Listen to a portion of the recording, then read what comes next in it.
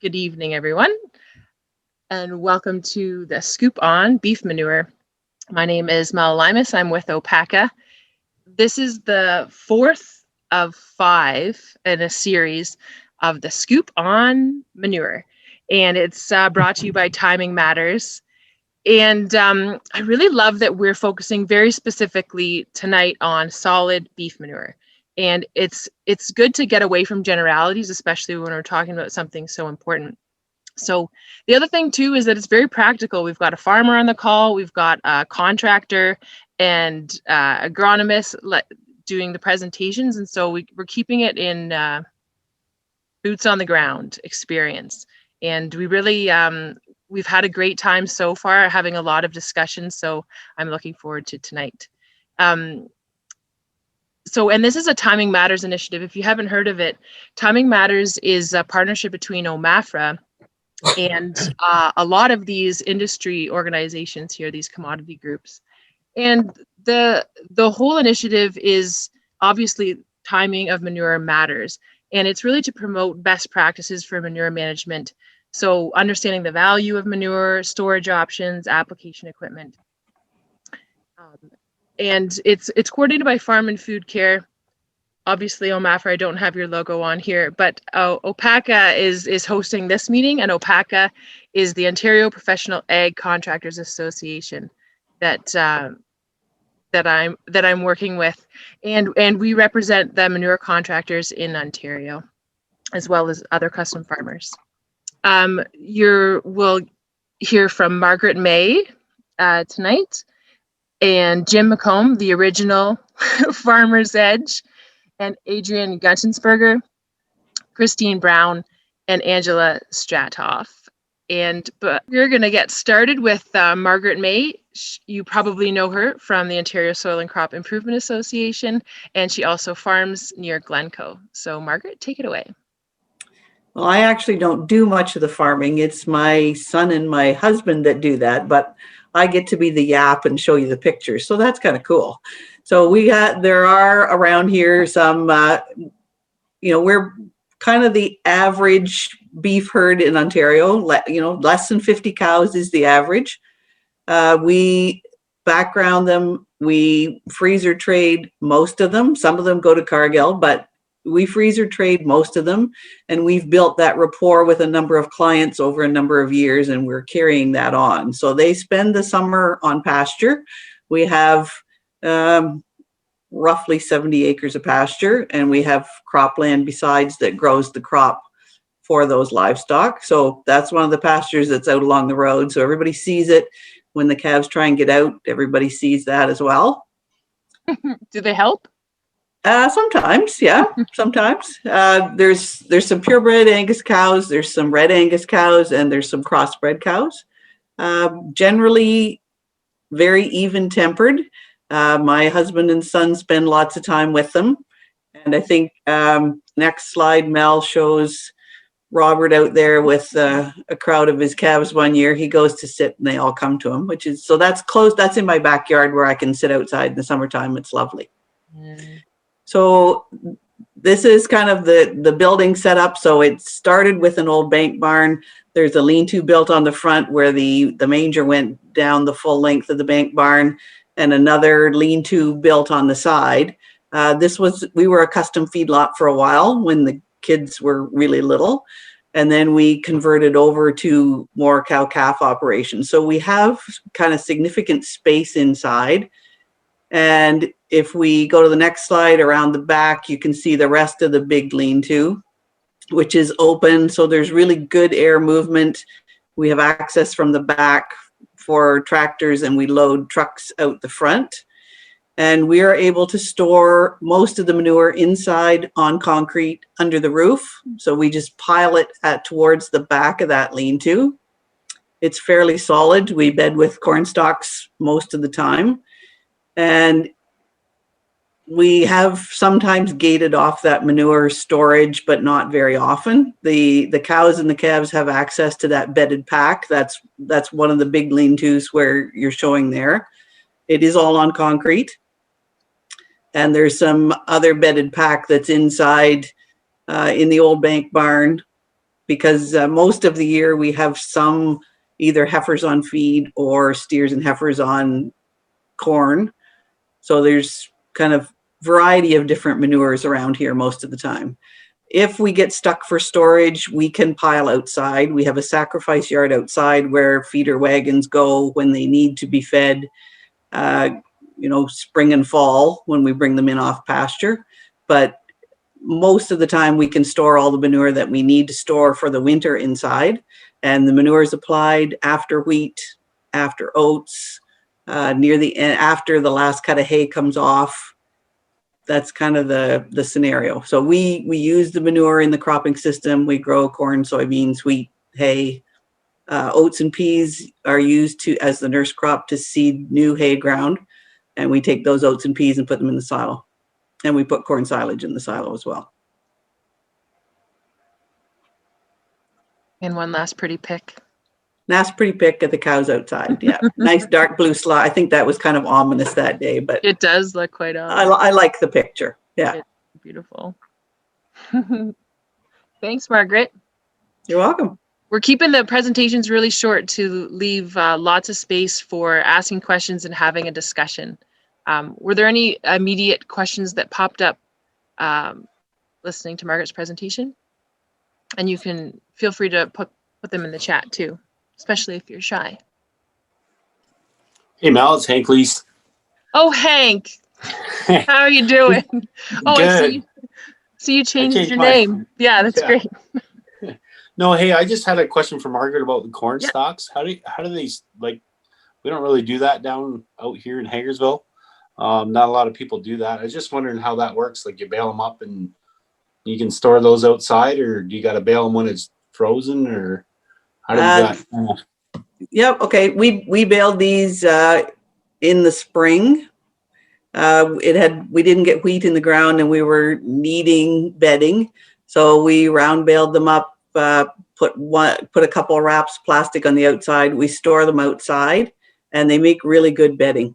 They're very absorbent and they break down. So there's no issue with it, wrapping around the beaters and the manure spreader, that kind of thing. It works really well. Thanks. Thanks.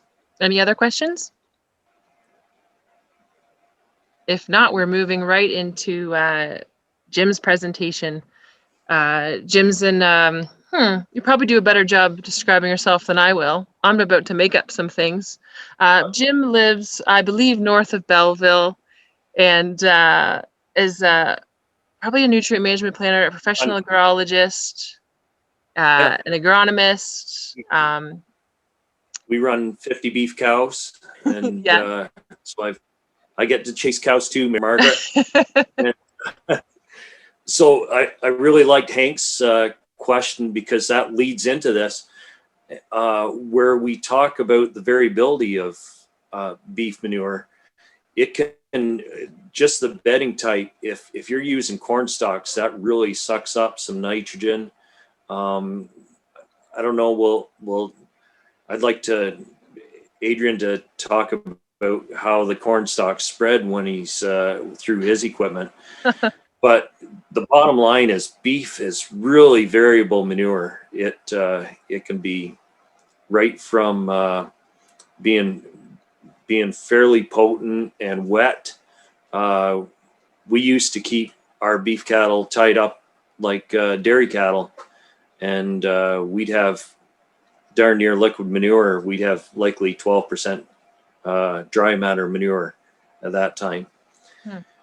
So this chart compares beef manure to, which is the small Briggs and Stratton motor, to dairy manure, which is kind of a 4-cylinder car.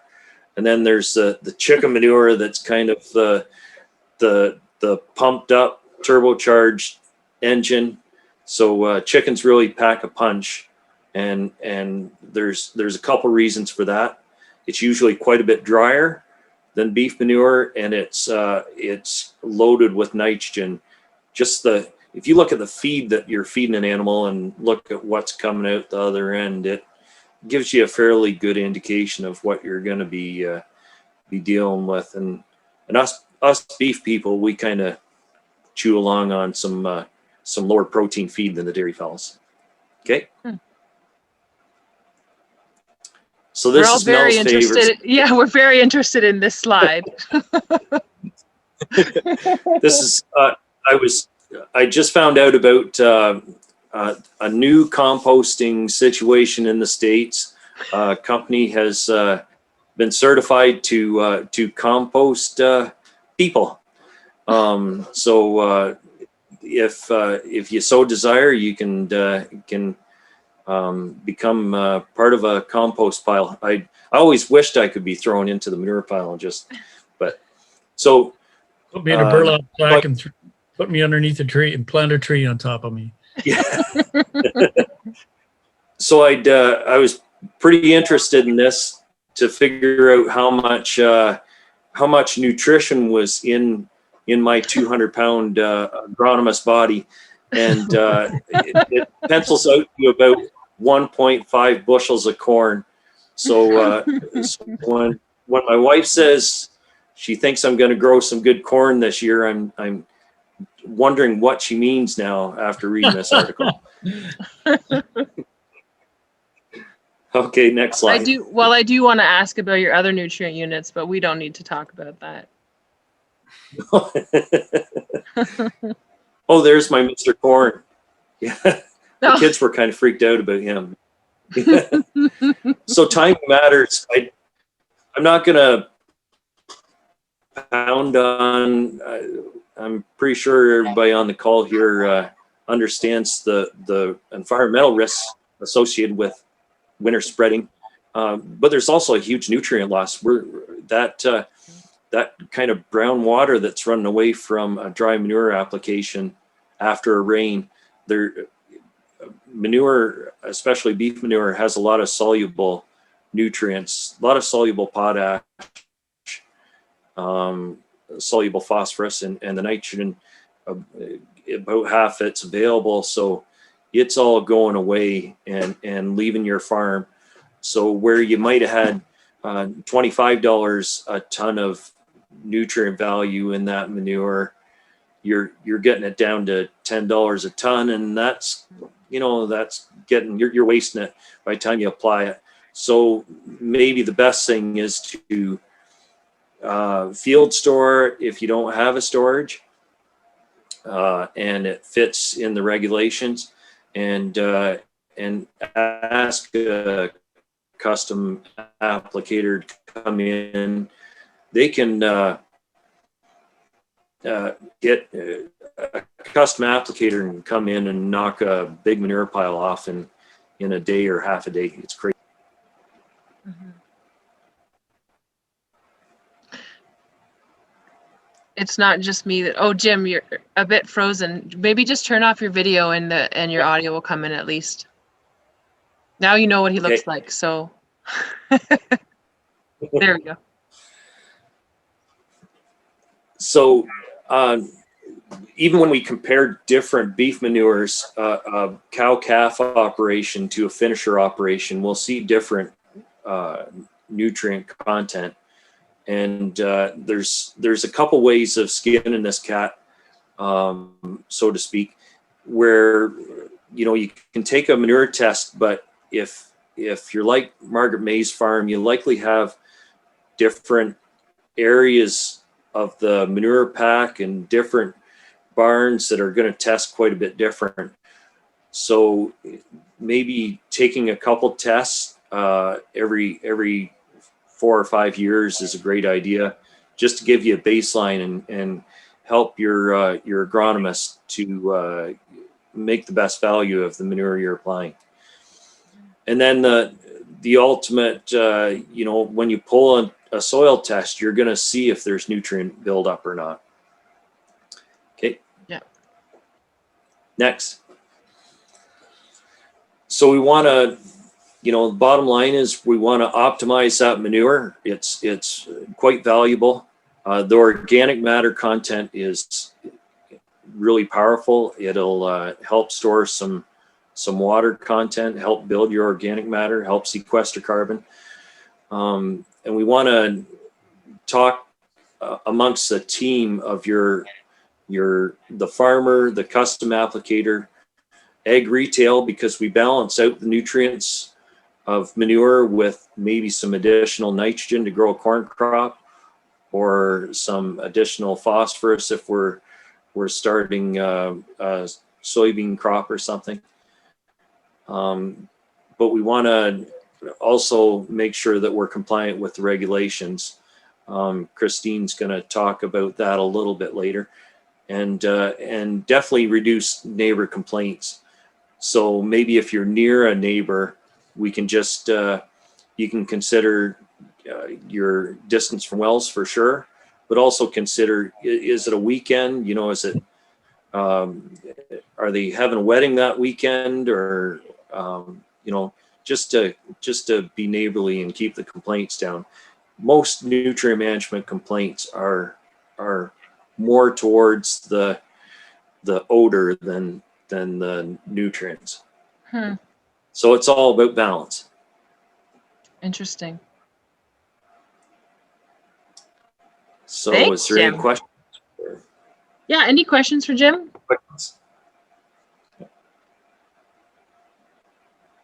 I'm not seeing anything in the chat. I have one, Jim.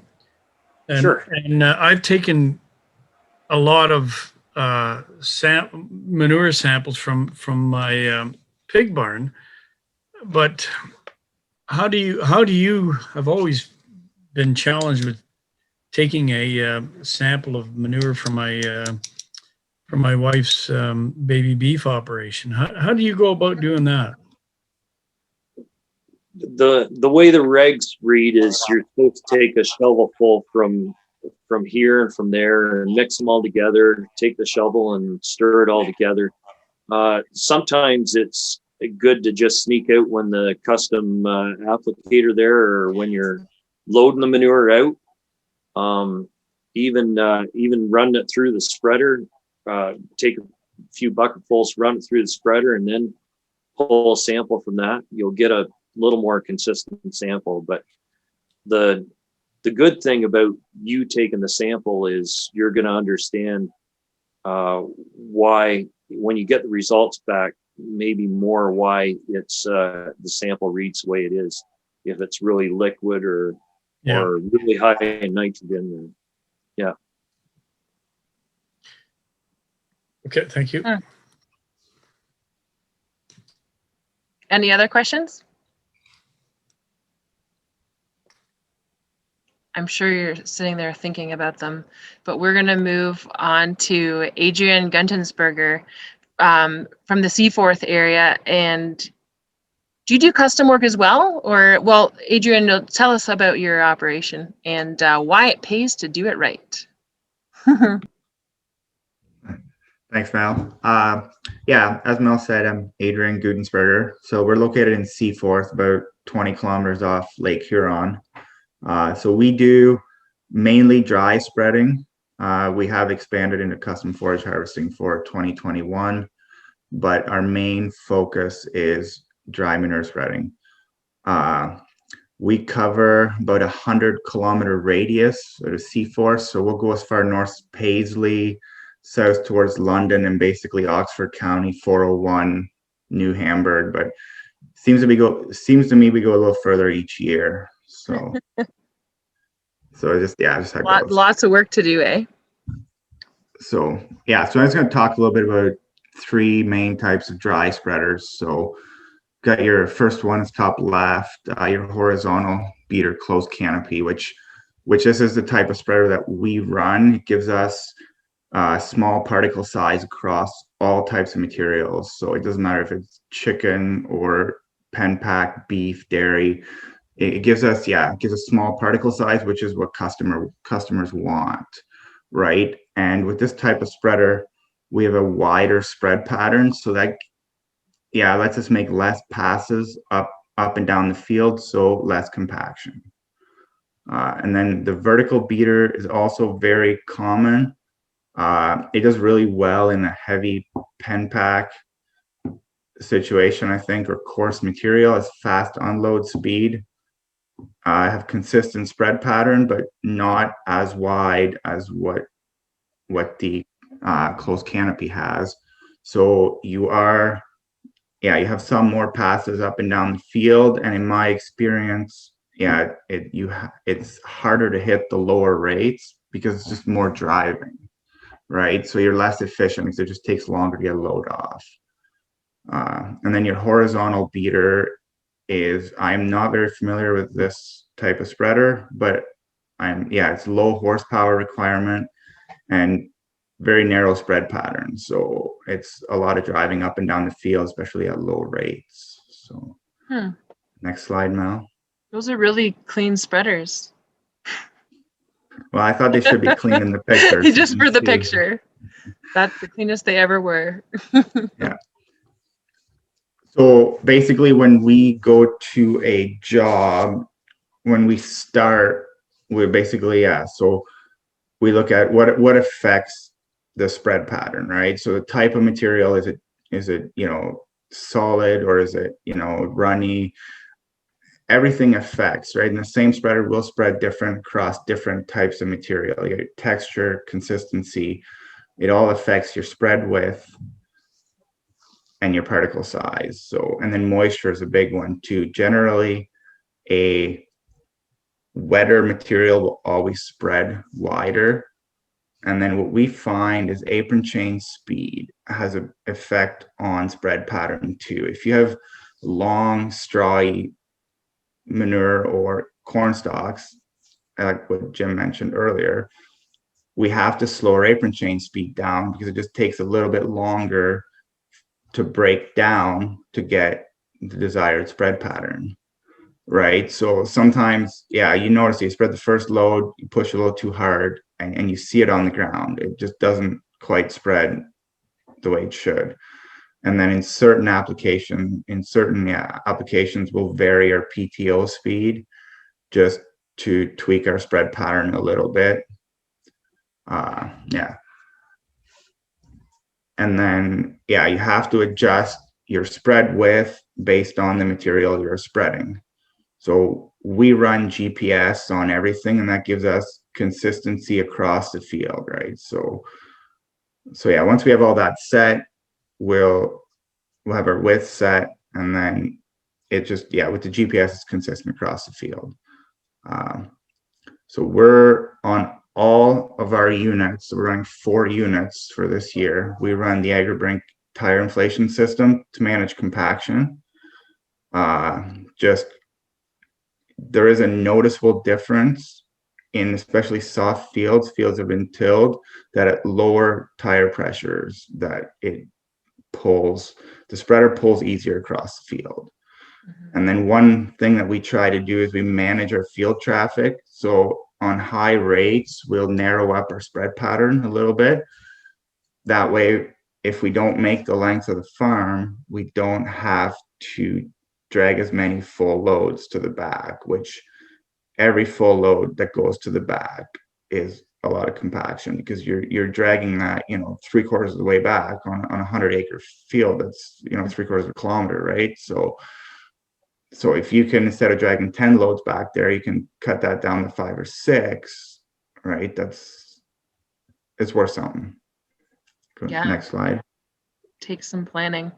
Well, the next slides are from compaction action. If people remember that, Andy, you'll remember that too. These were, well, Adrian, you can talk about it. Yeah. So this slide just shows a tractor. I think they're using a tanker when they did the research, but it shows at 50 psi what kind of subsoil compaction you're getting when you're running a piece of any equipment really with weight on it, with a high tire pressure, 50 psi, which is what we run on the road. And then when you deflate that same piece of equipment, you can see in the graph the spikes are much lower, and so of course it's less soil compaction. So 30 psi less on that same piece of equipment with the same weight has considerable effect on compaction. That's huge.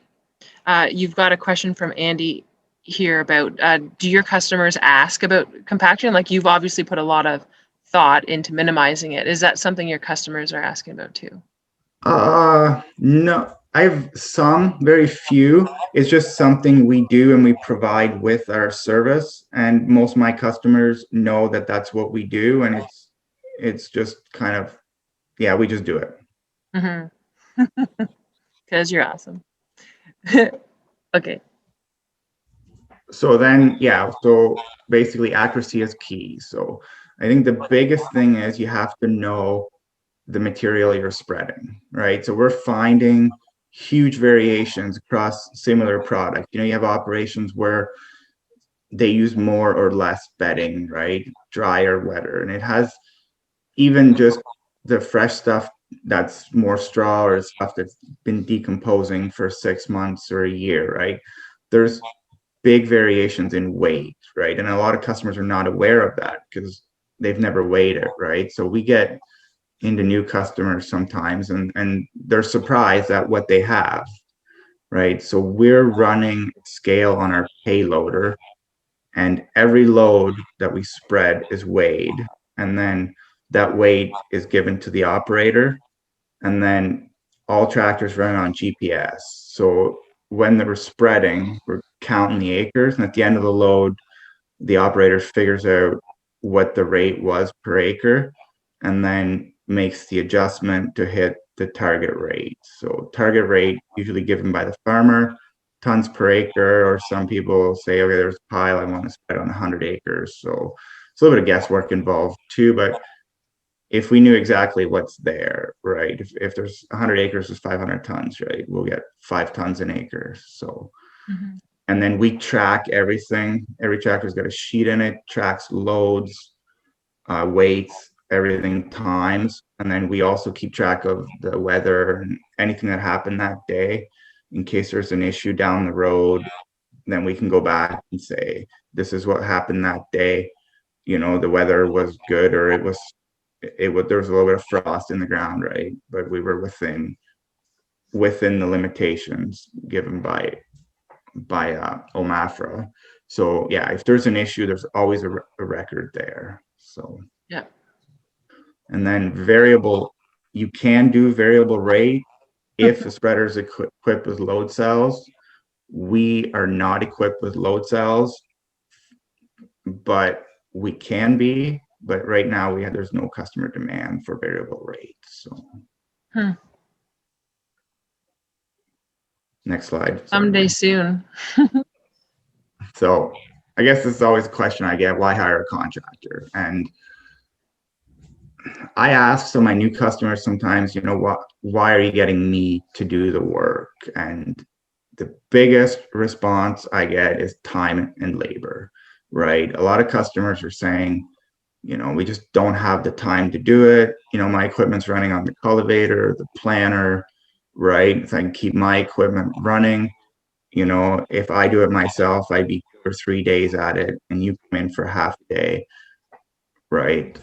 And I have, a lot of customers, their tractors are running on tillage, on their tillage equipment. You know, we start, they roll into the same field, and with 2 or 3 spreaders, we can stay ahead of them, right? And then, and even in the fall, you know, a lot of them, they're combining, they want to take advantage of ideal soil conditions to spread their manure, right? If they have to do it with their own equipment, by the time they're done harvest, then usually the weather turns, right? So, but it varies from operation to operation. So, and if you're hiring somebody, I would suggest somebody with a scale, then you know what you're putting on, and you can use that information later with your agronomist and put a value on what we're spreading. So I had a customer tell me once, and he said that he figures with knowing what he's putting on per acre and consistent spread pattern, his fertilizer savings pay for the application. That's how that customer was justifying getting somebody in to do the work, right? And then custom operators show up with specialized equipment for the job, because that's what we do it every day, right? And then multiple units. We do a lot of long haul jobs, 8, 10, 12 kilometers, right? So with one spreader that takes days, right? But we'll come in with 3 or 4 and we'll do that in half a day. Right. So it's just, it gets the job done faster and lets you get on with everything else you have going on in your operation. If you look at the picture on the left, the bigger one, so that is 5 tons per acre of a dairy pen pack that we spread. So just gives you an idea of what we're spreading. Yeah, that looks Next, great. Mel. Oh, the next slide is a big plug for OPACA. Oh. Yeah. Any questions, I guess? Yeah, there's a few questions in the chat here. Well, Brett was wondering, what's a typical application rate? Like, how low can you go? How high can you go? What have you seen? We've went as low as 1.5 tons an acre. 1 is pretty low. We've done that with bio pellets. It's hard to hit, but we can comfortably go down to 2 tons an acre. We can easily do 2 tons an acre, right? Especially in beef manure, we can spread the spread width. We can spread it up to 45 feet and keep a consistent spread pattern. So when we can spread 45 feet, and we can easily get down 2 tons an acre. Brett, did you have a follow-up question to that? Chris, going back to the beginning of your presentation, do you prefer the apron chain over hydro push? I think with we've never used a hydro push, but I think that the apron chain feeds more consistently through the whole load. I've heard hydro push that at the beginning it comes out a lot slower, and then at the end pushes out faster. So it's just one more variable. So we're really happy with the chain. It gives us consistent feed through the whole load. So it's one less variable we have to deal with to keep a consistent spread pattern on the whole load. We'd had how much notice do you prefer for a job? Asks Tony. I'm gonna stop sharing. A year. More notice is always better, but I don't know. Usually we're booked, right? So, if you call me today and want to spread tomorrow, that 90% of the time that doesn't happen. But if you let me know the week before that you're thinking of spreading the next week, or you want me to do your work, then then we'll schedule you in. And then most guys call me well in advance and I know what I have to do. And then it's prioritized based on cropping, right? So if we're busy, corn ground will take priority over soybean ground, right? Or sometimes, we move around a lot too, right? Like when we move into an area, we'll do 3, 4 customers in a single day, right? So it kind of varies, but more notice is always better. Yeah. And who's a better customer? Longer time. What's that? And who's been a customer for a longer time? Who pays their bills fastest? I try to treat everybody the same, be fair to everybody. Sometimes it works out, you're in an area and so try to be fair to everybody. That's what I try to, and it's the best we can do. You've got a lot of questions here. Biosecurity issues going farm to farm. We've never had any issues with biosecurity because we really don't go. We have some barns where we clean out barns, but for the most part, we stay outside. It's to the manure pad. I've had concerns of customers, but it comes down to they'll say if there's a concern, well, we'll access through the field. You don't come in through the yard, right? So it's customer specific, right? If customers have concerns, they'll come to us. what is the solution, right? How can we keep Yeah. the traffic out of the yard? Right. So Yeah. Exactly. And does that answer your question? Do you have any other suggestions for biosecurity?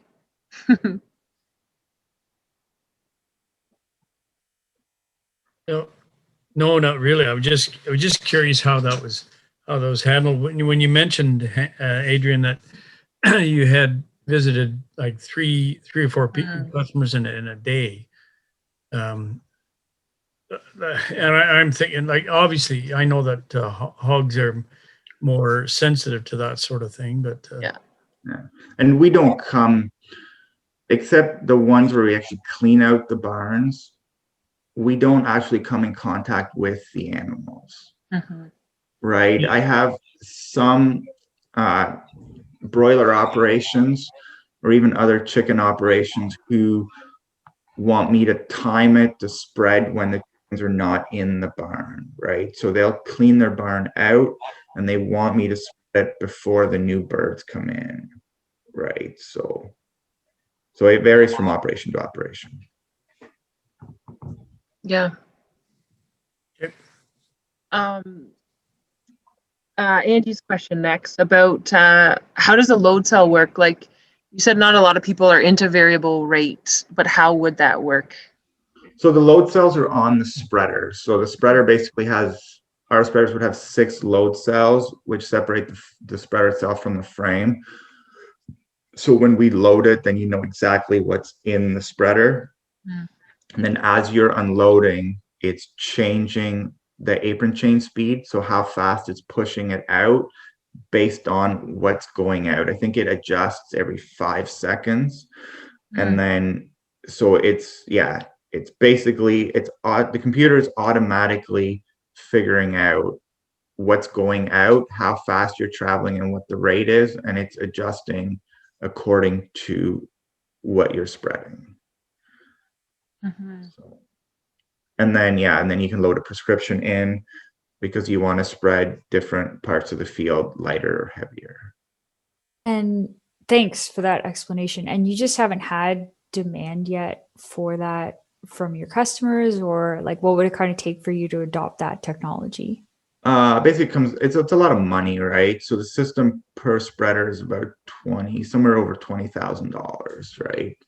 So I have a few customers who are basically all variable rate, and those are probably the ones, they're larger cash crop operations. And I've had this conversation with them, and they're saying that they're variable rating everything else from seed to the commercial fertilizer, right? So the manure is the only thing that they keep consistent across all the acreage. And then based on their soil sampling, it's a lot easier for them to variable rate commercial fertilizer because it's consistent, right? Because we see a lot of moisture too, right? When you spread 1,000 tons for a customer, some of it's fresher, some of it it's been there longer, right? Even the moisture difference, you have 2 tons more or less in a spreader. Was it just water weight, or are the nutrients actually different, right? So there is a lot of variability there too, if that makes sense. Yeah. Angie, did you have more the question about the front end loaders? Yes, I've given myself away. I'm actually from a dairy farm, and I was wondering, how do you load these spreaders? Like, are you using a front end loader, or do you have like a conveyor that goes up top, or we're using a payloader, so it's a front end loader, yeah. but it's designed for loading, right? So. Yeah. Okay. Thanks. The whole new world of solid manure. Yeah. There's still more questions, and the Benoit asked about using AgriSuite, and that could be for Jim too. And we're going to learn more about AgriSuite in just a moment. But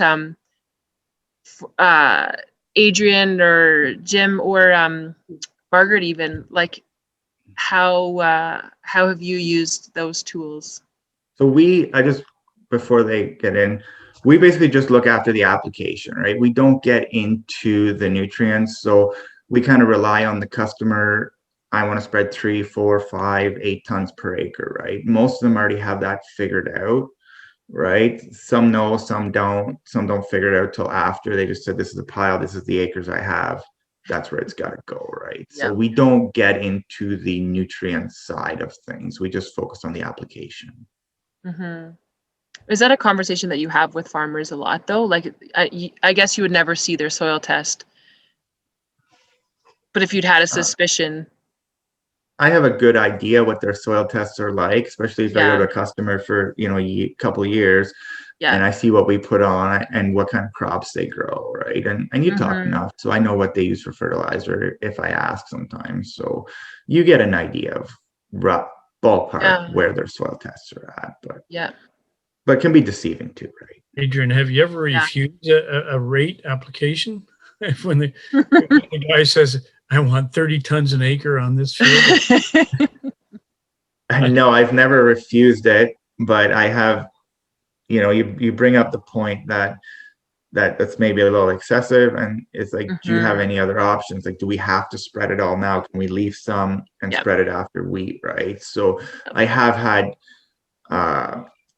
instances where we have made a compromise just because I said to the customer, I said, can you use this more effectively? Mhm. Right? But everybody has their own reasoning, and some just don't have enough land base for the animals they have. Yeah. Yeah. What about you, Jim or Margaret, to chime in on that question?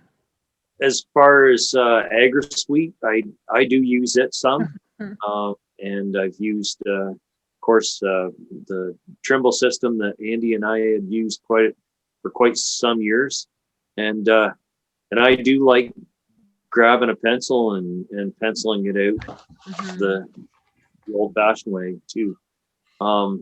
But there's, you grab if you grab a manure sample, A&L Labs will spell it out for you at the bottom of their sheet, how many pounds Right. there is available.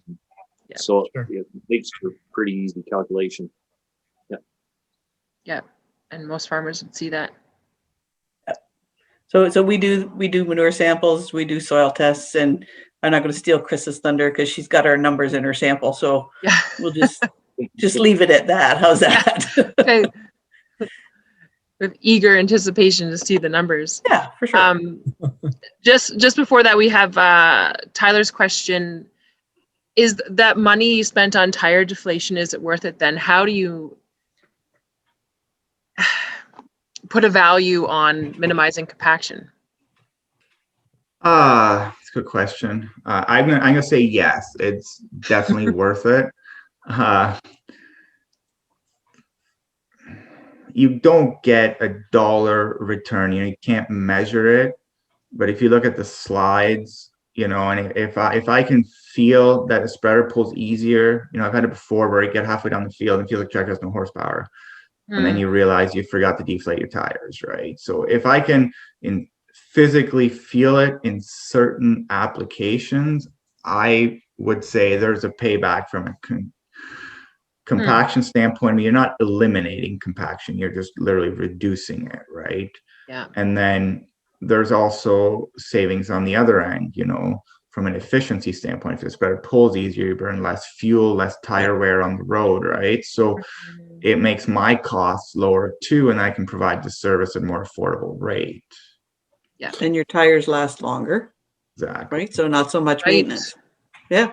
Yeah. So we're not replacing many tires because of sidewall failures anymore. They're all because the threads are wore out. And Adrian, that would give you the opportunity to get on the ground earlier too, wouldn't it? In different areas. Yes. Yeah, for sure. Yeah. I'd like to say it would be a lot nicer if you're running old truck tires or something real tough on a spreader, and you're spreading on hay ground and you got to cut hay and bale hay afterwards.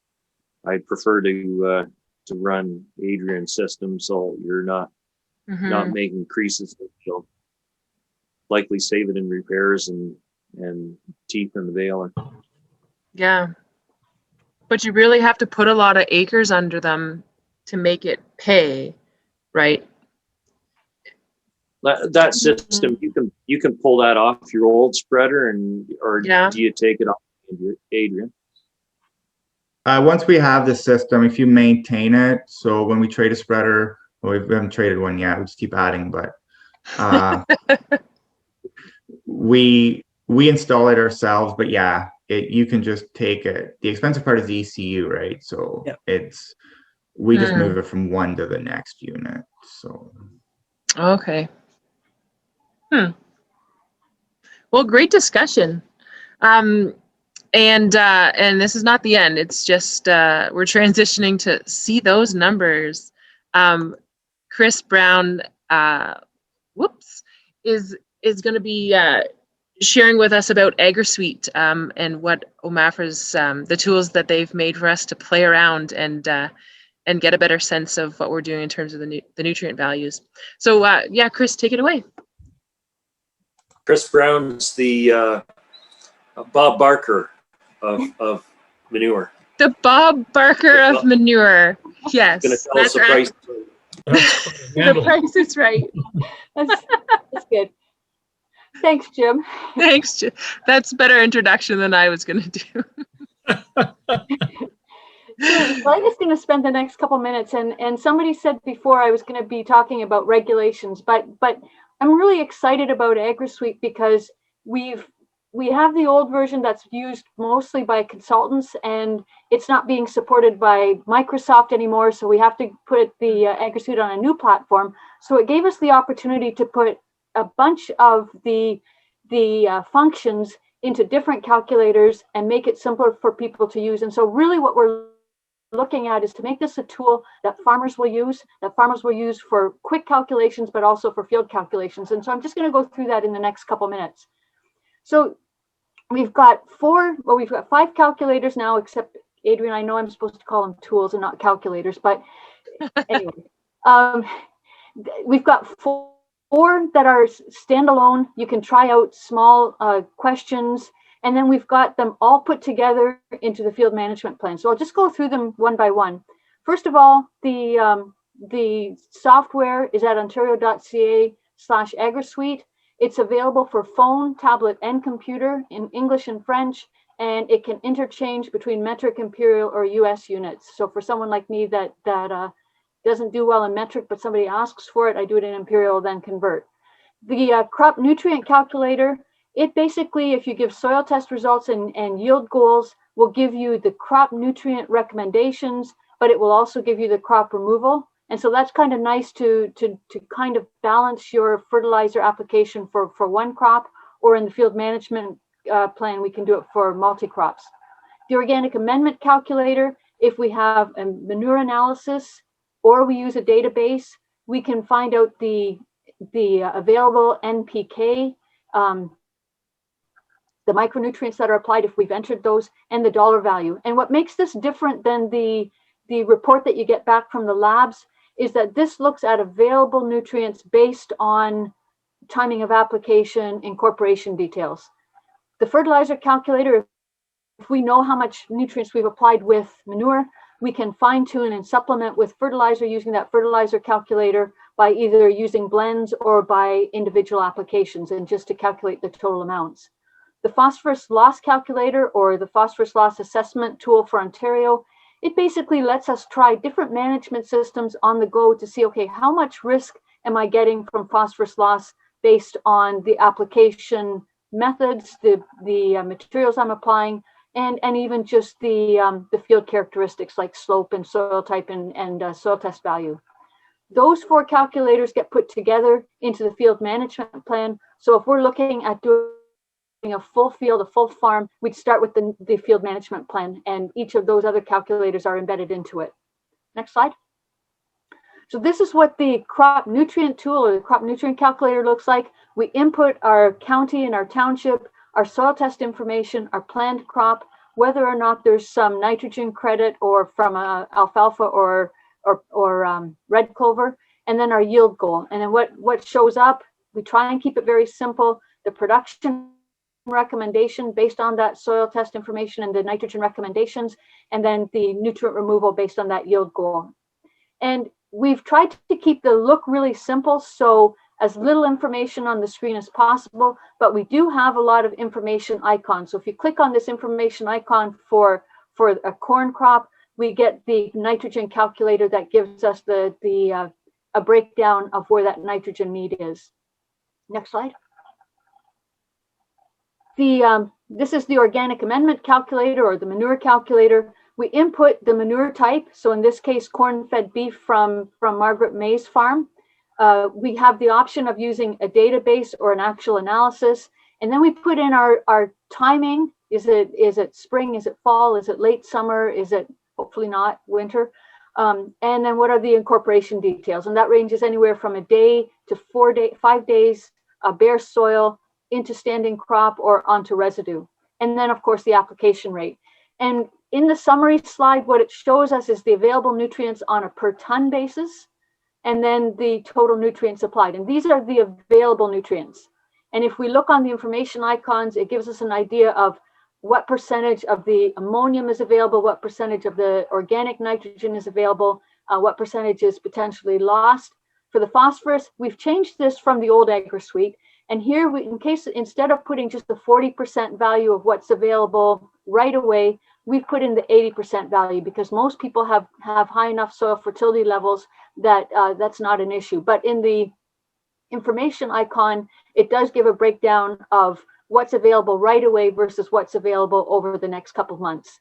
And then the information icon for the trace elements, if we input the information, and this is based on Margaret's information, we get an idea of how much of those micronutrients we're applying.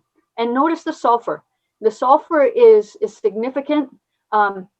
It is elemental sulfur, so that means slow release, but there is a fair bit of sulfur in most manure samples. And then the last icon is on the economic value. This looks at the cost of application is subtracted, and then we look at the usable nitrogen, phosphorus, and potash, the available nutrients, and enter an estimated value for those nutrients.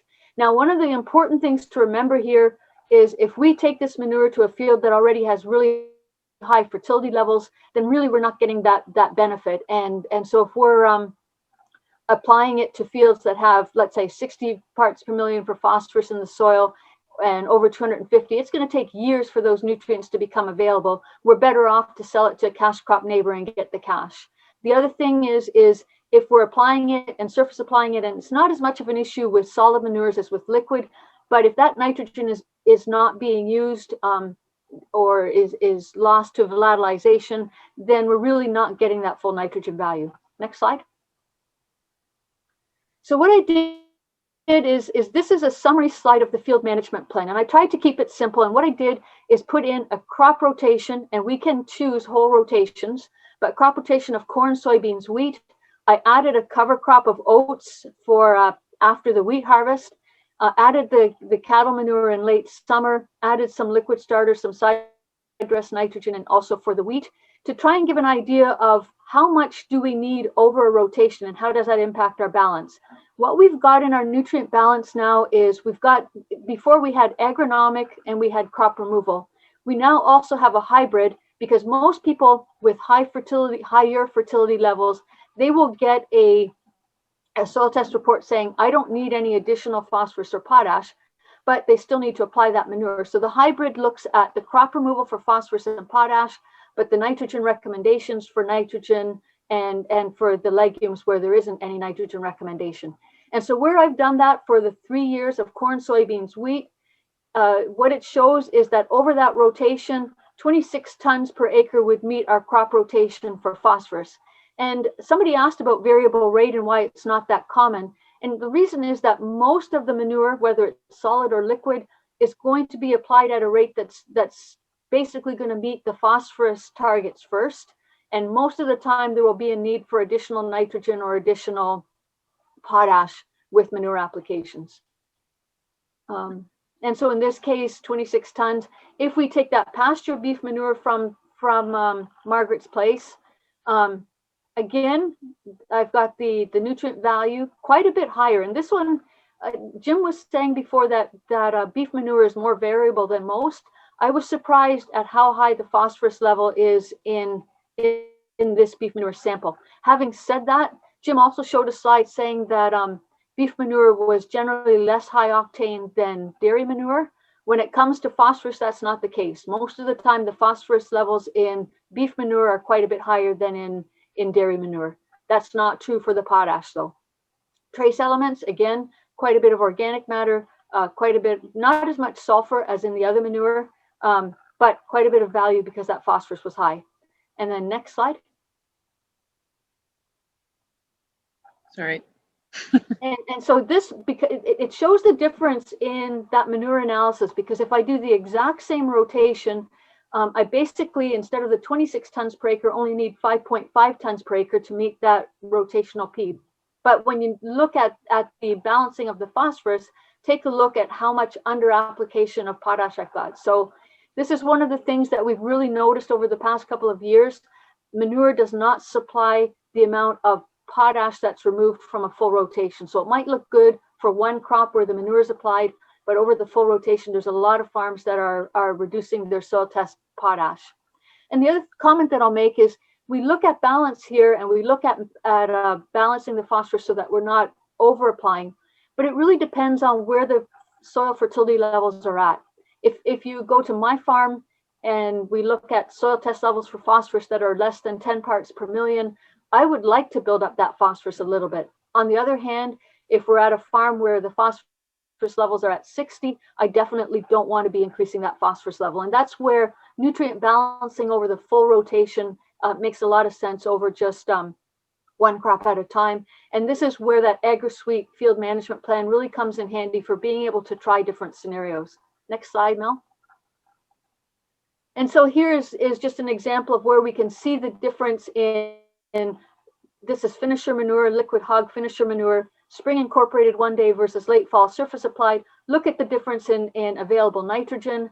Look at the difference in the economics. Quite a bit of difference just because of that nitrogen value. But then also look at the phosphorus, the risk of phosphorus loss from applying it in late fall surface applied versus in spring incorporated. Next slide. Now, if I do that same comparison, now this is average beef manure. This isn't Margaret's sample, but with average beef manure, same thing, spring incorporated versus fall. There's not nearly as much of a difference in the nitrogen, and actually with the solid manures where we fall apply, we get more nitrogen benefit than if we spring apply, and that's just because that organic nitrogen has time to become available over the fall and spring, where with the spring incorporation, we're waiting for some of that breakdown to happen, and that doesn't happen in time for the corn crop. So the economic value, not as much different.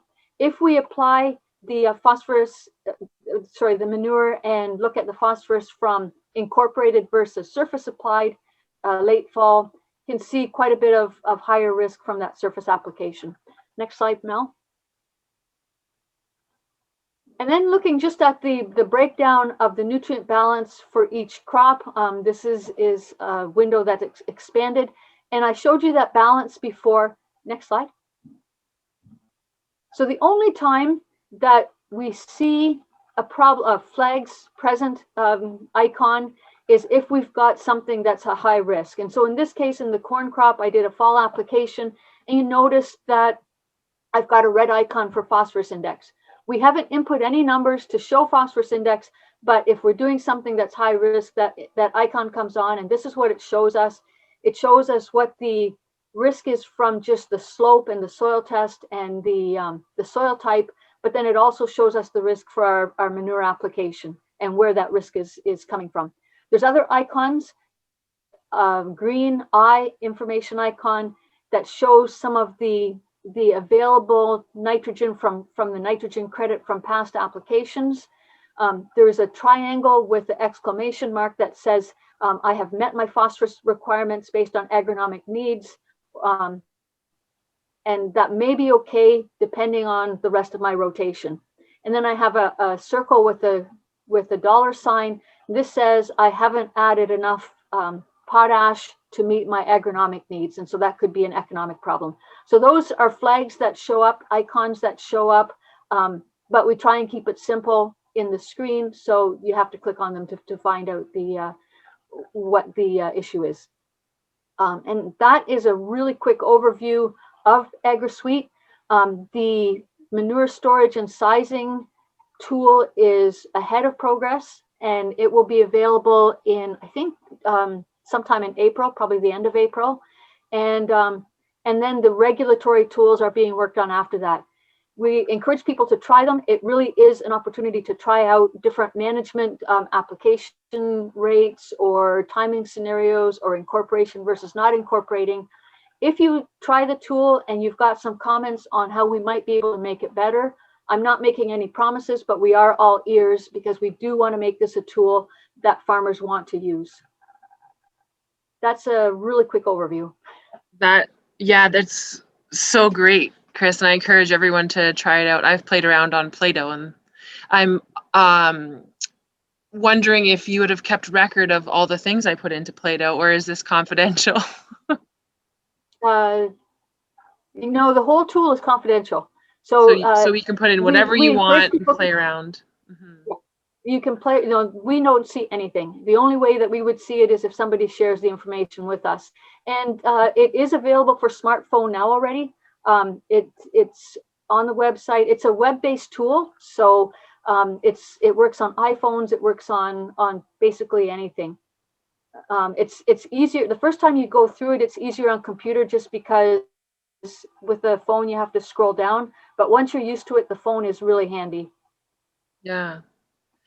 Chris was wondering about importing component. Yeah, that's coming.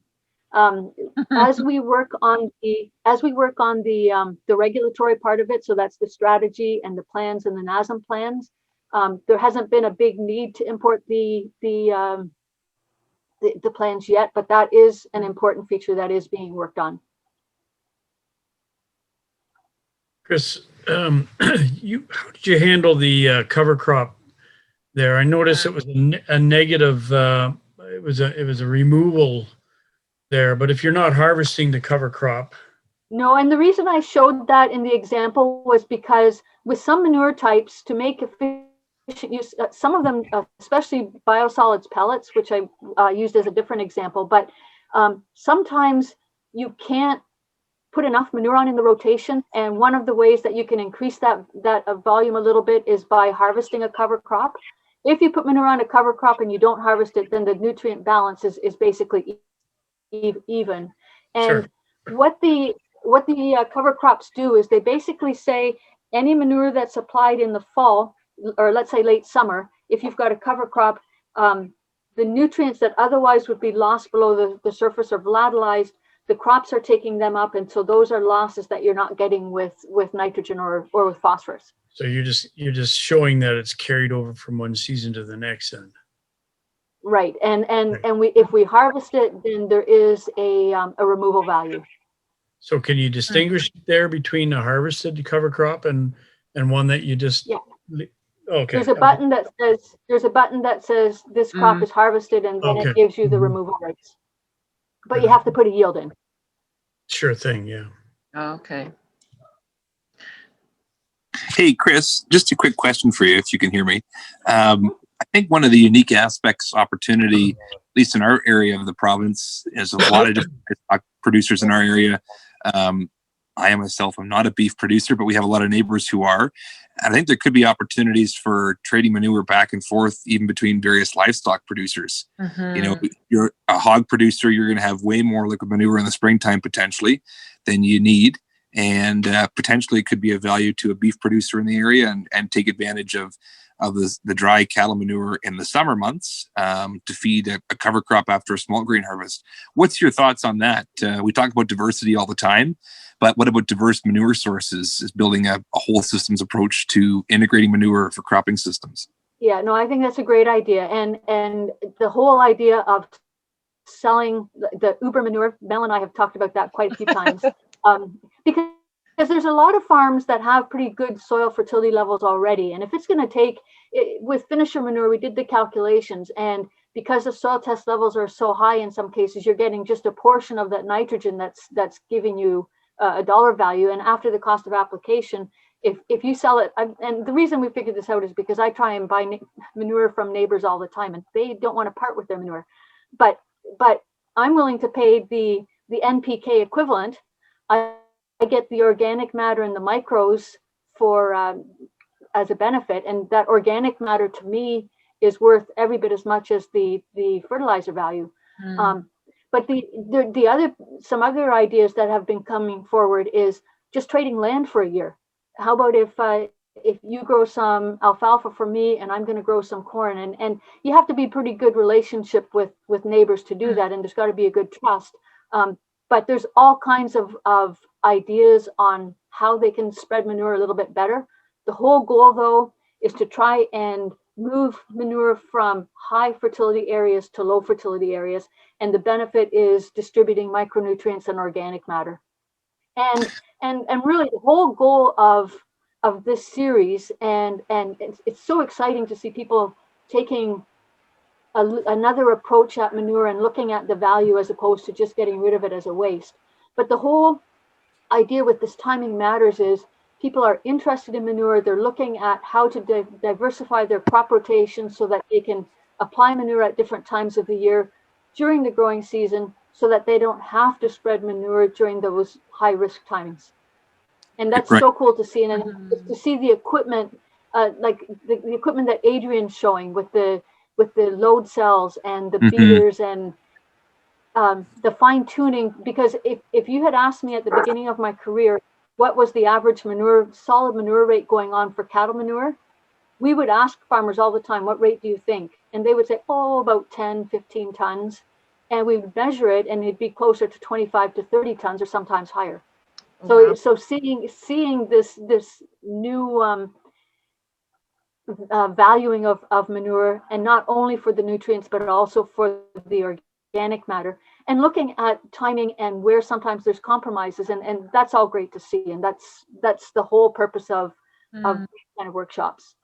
Right. Now, what would your thoughts be? I know we discussed this, like in our area, there's, again, a lot of livestock producers, but there are certain farms where there are, decent tracts of land that have no livestock on them at all.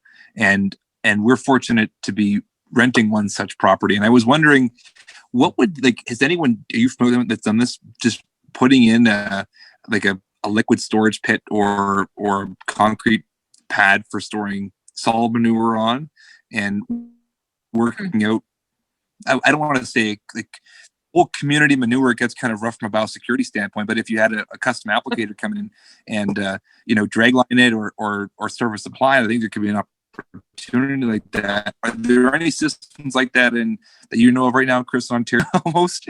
Yeah, there's actually and it's not so much the livestock farms, it's more municipal, but you've got your facilities like BioN, Stormfisher, Seacliff that are producing digestate from municipal food waste. And they're going from farm to farm looking for empty manure storages. And so some of the cash crop farms are saying, hey, if I just build a storage in the middle of my farm or someplace that I can get to quite a few acres, then I have the opportunity to use those nutrients, and they're looking for this all the time. One of the things to consider, though, is some of these materials, solid manure is great because it's dewatered, it's easier to transport a little bit farther. Some of these digestate type products are really, really high water content. And so if you build a lagoon that even collects more rainwater, you have to consider how much money are you going to spend spreading water. So anything we can do to keep water out of storage is a good thing. Yeah. Thanks for that discussion, Brett. And I think that we should make a community. I'll work on it. I've heard that, there's literally hundreds of thousands of gallons available in the area. I gotta chat with everyone at the Luymes farms. There's a question I want to get to about composting manure, but first we would love to hear from Angie Straathof about the on-farm research trials that Soil and Crop is doing. So take it away, Angie. Thanks, Mel. Hi, everyone. Thanks for hanging in until the end of this workshop with me. I have really enjoyed it. I really enjoyed all the sessions. So yeah, huge thanks to OPACA and to Mel for coordinating these. I've learned a lot this week. This topic is really close to my heart. I actually did my PhD research looking at how different organic matter amendments and different types of manure changed the carbon cycling in agricultural soils and impacted the soil microbial community. So I loved Brett's question about diversity of organic matter inputs, because that's linked right up there with the soil microbial diversity. So it's really all connected. I'm loving these questions and the discussion.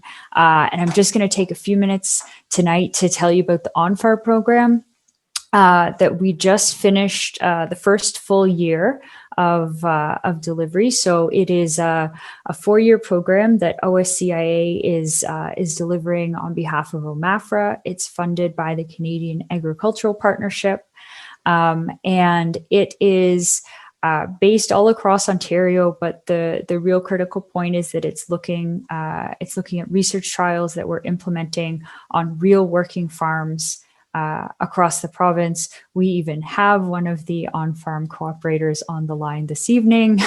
Brett Israel is one of the sites actually taking part. So I will just tell you a bit more about what the program is looking at and why we're excited about it.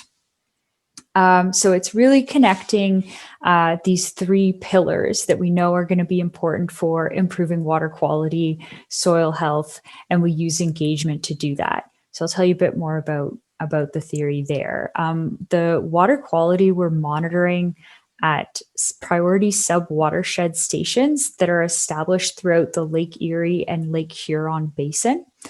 So they're looking at real-time water quality in terms of nutrient loading and water quantity, especially during rainfall events, and modeling that to see what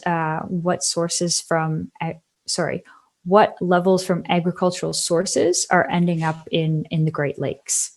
This is all linked to soil health, of course, because we know a healthy functioning soil has strong nutrient cycling and efficient nutrient cycling. We know that runoff is going to be reduced by good organic matter management as well. So that's really driving the question of like how we can improve water quality through soil health management, and what indicators of soil health we can look at to tell us if the best management practices that we're applying in the fields are having the effect that we're after. Engagement is really critical here because we know that a very effective, or probably the most effective tool for farmers to learn about best management practices is from other farmers. So we're really going to be prioritizing the learning opportunities that we have working with our on-farm cooperators, but also working with a network of agribusinesses, other general farm organizations, and other community partners to establish a network of demonstration farms to really get the word out about the results of the program. I'm not going to share any results of the program tonight because, like I said, we just finished the first year. Yes, sorry, we just finished the first year, the first field season. But I want to tell you a bit more about what was established the past year. So the map here is showing all the 25 sites across the province. The yellow dots are where we have those soil health in-field best management practices applied in strips, in combinations of BMPs or stacked BMPs. And again, these are on real working farms that we've paired the researchers up with, that the OMAFRA soils team has helped us identify and soil and crop members have helped us identify. And it's the Soil Resource Group, which is a consultancy based in Guelph, that are conducting all the field work here. So they've just been remarkably productive the last year, especially pandemic considered. So we're really really pleased we got these sites established. And the orange dots you'll see on the map are those priority sub-watershed water quality monitoring sites that I measured.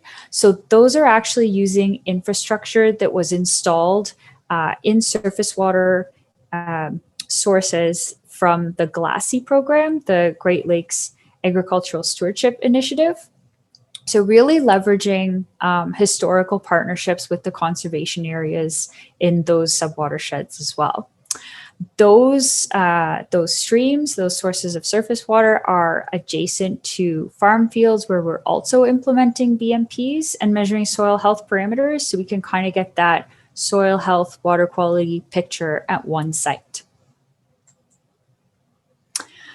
So the paired trial sites, the 25 sites that we established across the province, I've just given you a snapshot here of the range in operation types. So we were really trying to capture also diversity in livestock. So we do have hog, poultry, beef, and dairy operations. And a lot of operations, the cash crop operations, are importing organic matter from sources like municipal compost or biosolids as well. So that organic matter is really a critical part of the story. We've got lots of beef operations for the beef farmers on the line. I wanted to assure you that that solid manure story is being captured and stacked with BMPs, mostly cover crops and reduced tillage, as you'll see on this slide. So the BMPs we selected were really inspired by Ontario's Soil Health and Conservation Strategy, which is a document kind of, pointing us in the next decade of recommended practices or so for these field trials. So depending on, where the cooperator was in their rotation or their comfort level with implementing some or all of these BMPs, we looked at anything from a single species, cereal rye or red clover, to cover crop combinations of up to 12 species at some sites. So it really depended on what the farmer was interested in, which was really a priority when determining what was going to be measured at each site. The organic amendments that we've applied, again, I mentioned that on my last slide, we've got a range of different manure types depending on the operation type that the site's at. And all the sites are using some form of reduced tillage as well. But again, depending on where they were in the rotation and how they were terminating their cover crop, there might be some vertical tillage or strip tillage there. Just a very busy slide, but to give you a sense of the range of BMPs that we're looking at. So all of the sites are in a corn, soybean, wheat rotation, and most of them were in wheat this past field season. So the organic amendment applications went on after wheat harvest. And then they're usually kind of stacked. You can see a couple examples there with a cover crop. So the ones that are highlighted or not grayed out are the ones where we're looking at different sources of organic matter. And you can see the beef manure ones in each of the 4 regions with those operations. So the first year, again, was really prioritizing finding the sites, establishing the sites, seeing what was going on with them, with their what we call the baseline soil properties. So what isn't going to change over the next 3 years, things like soil texture, topography, drainage classification, that was all done this year. But then we looked at also the things that we are anticipating to change and those parameters that we want to be impacted and measurably improved by the BMPs that we're implementing. So for organic amendments that were applied, those rates were determined by the baseline fertility measurements. So we did NPK and micronutrient assessments in June on those soils. And then we also did these soil biological indicator measurements. So that's where this program, kind of pushes the envelope of what we're historically or classically measuring when it comes to making management decisions. And saying like, what other stories going on there? Like, what can we learn about soil carbon sequestration, organic matter properties that we know are going to be impacting soil structure, and what's going on in the soil microbial community as well, that's going to potentially support plant health when it comes to environmental or disease stress down the road. So yeah, so this whole package is what we're looking at, and the indicators that we're looking to change over the 3 years of the program. I'll just pop back to this slide where it shows some of the sites where the organic matter was applied, and this was all using either like readily available equipment to the farmer. So basically the spreader that they had on hand. Yeah, anyway, so these were just applied, mostly fall applied, and you can see the cover crops coming up there. So yeah, built into the rotation depending on where they were there. So that's the on-farm program. We're really excited about it. And I also wanted to just briefly point you to the Soil Test Manager site that OSCIA and OMAFRA launched about a year ago now. So similar to Agri Suite, but the recommendations that you get back based on the soil test results that you input into the site are more going to be based on 4R nutrient stewardship principles, as opposed to that Plato index that Chris was talking about. Same principle as Agri Suite. It's completely confidential. You can go and play around with it and see how your soil test results are changing recommendations for fertilizer management. Just another plug for the product there. And then the last resource I'll share with you about this evening is Ontario Soil and Crops' new applied research website, which was just launched actually already back in August. But this is where you can find all of the crop advances reports, where OMAFRA researchers have been working with local and regional soil and crop associations to test their on-farm research questions. And those crop advances reports go back to the early 2000s. And you can find those past project reports as well. They're all categorized kind of broadly in these categories here. The reports on manure management you can find under the soil reports. I had a quick poke in there, and I have to admit I didn't find any like specific beef manure ones, but there is one on there is studies on dairy manure, composted dairy manure, and lots of information on application rates. So you can browse those to your heart's content. And I will leave you with that. Some resources here on how you can connect with Soil and Crop and learn more about the on-farm program. But I also have time to answer any questions that you might already have about it. Thanks. Awesome. Thanks, Angie. Mr. Ben Colder, I think, had a question about measuring earthworm middens. Yeah, that's Amber Hill's favorite indicator. Yeah. Yeah, we haven't measured middens because actually the best time to do that is really like maybe a week or so after the frost has come out, and we just didn't catch that window in this first field season of the program. But those are a really I guess like easy kind of do-it-yourself indicator of soil health, and even if you're not seeing the earthworms, like you're kind of seeing the evidence of them, and that's also telling you that they have a lot of organic matter present to be consuming and breaking down. So yeah, middens are great, but you do want to catch them like under the right moisture conditions. Yes. Same as the soil your underwear test.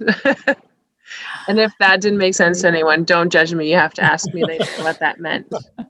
I've got a question, Mel. Yeah.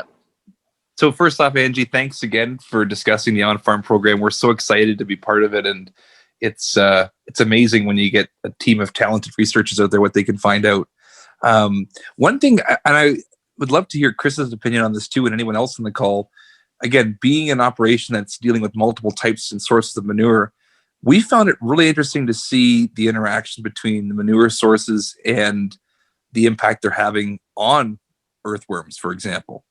So I believe that, and I have no proof of this scientific wise, just allegorical tale, that liquid hog manure seems to not be so friendly on earthworms. And it always seems like when we're spreading liquid hog manure, there is always gulls around. And that never seems to happen when we either spread solid manure, whether it be solid hog or solid cattle manure. And I'm wondering if the liquid pig manure drives the earthworms up at the surface. I don't know why. There was always gulls following the spreader. And it maybe just be on our farm, but it's something we see. Same as if you cultivate a fresh field, the gulls are always, following the tractor around. It might be like a really short-term pH effect, because what I learned about hog manure this morning is that it can have a really low pH. Sorry, Chris, what were you going to say? I have to say it's probably a salt effect. Liquid manure, especially finisher manure, is very high in salts, total salts, and those total salts are nitrogen, potassium, and then some of the micros.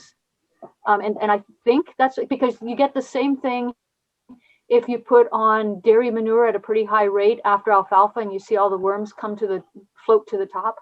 And it's only a small portion, but still they're there, and again, you don't like to see that. I really think it's the salt. So would you be saying, Chris, that the salt is what makes some worms come to the surface, and that's what attracts the gulls, or the gulls are attracted just to the salt? I think the worms come to the top because of the salt. Okay, cool. So we're not just going crazy. We're not just seeing a bunch of when we used to quantify earthworms, like in field trials, we'd apply mustard powder, which I don't know what that has to do with salt, but that also always brought earthworms to the surface. So, oh, interesting. Might be ammoniacal nitrogen too. Some forms of nitrogen aren't too friendly to worms. No, ammonium, but that's partly the salts as well. But yeah.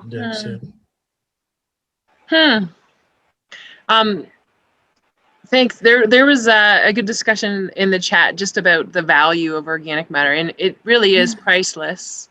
And I think that's important to emphasize.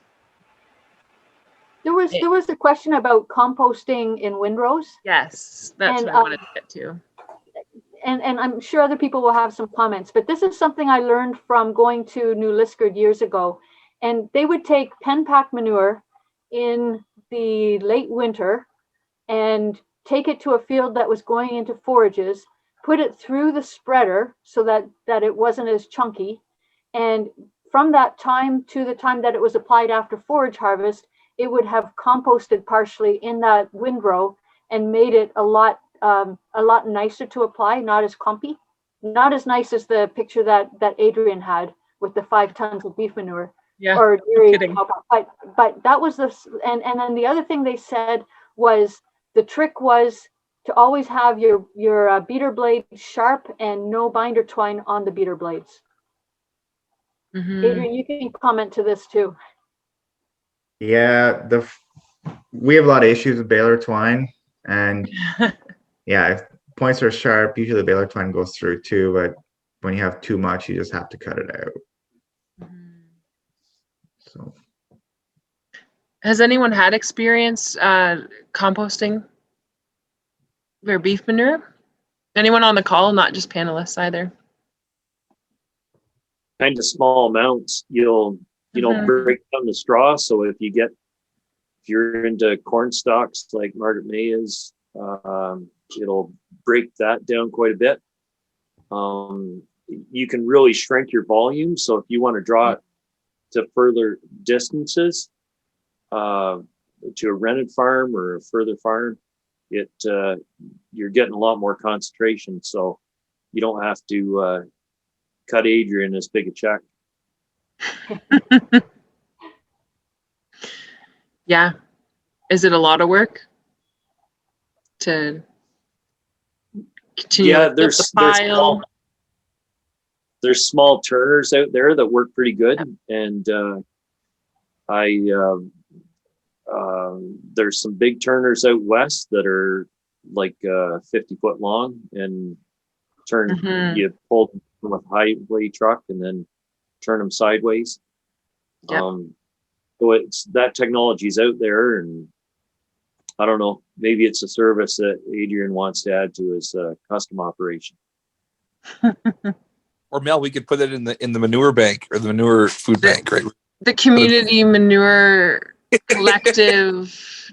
Yeah, something Everyone like could that. take turns turning the compost, like they flood Yeah, the right. maybe Everyone they could- have to pay to turn it. Like, Yes, we can make it an internship.